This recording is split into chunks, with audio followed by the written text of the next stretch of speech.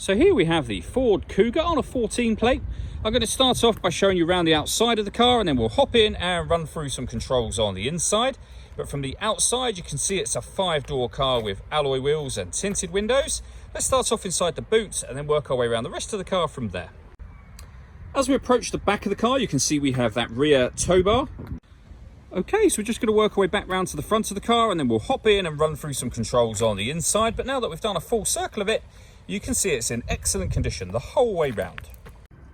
Just briefly before we climb in, I think it's well worth seeing the interior from this exterior point of view. There's plenty to run through on the dashboard, so let's hop in and we'll do that now. Okay, now that we're inside the car, we're going to start with the dials. On the left-hand side, we have the rev counter, and on the right-hand side, the speedometer. In the middle at the bottom, we have the fuel gauge and coolant temperature gauges, and above that, the main trip computer. Included in that section are the total miles for the car, which, as you can see, are 57,748.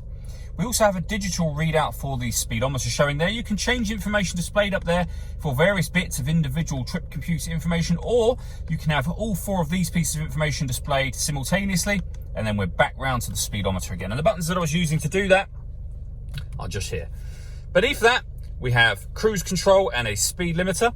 Over on the right-hand side, stereo and phone controls, including voice activation for the phone just there.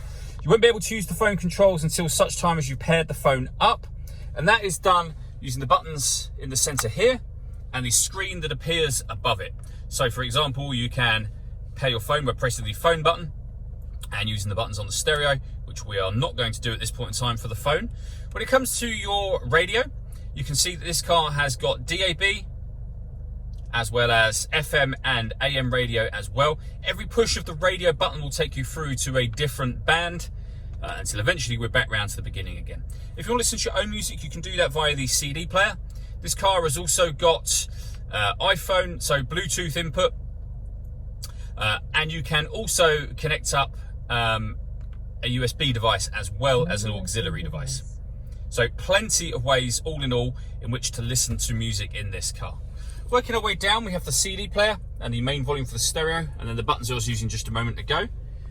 Underneath that, we have dual zone climate control. So you can adjust the passenger temperature and the driver temperature. You can increase and decrease the fan speed. You can determine where you'd like the air to be distributed within the car.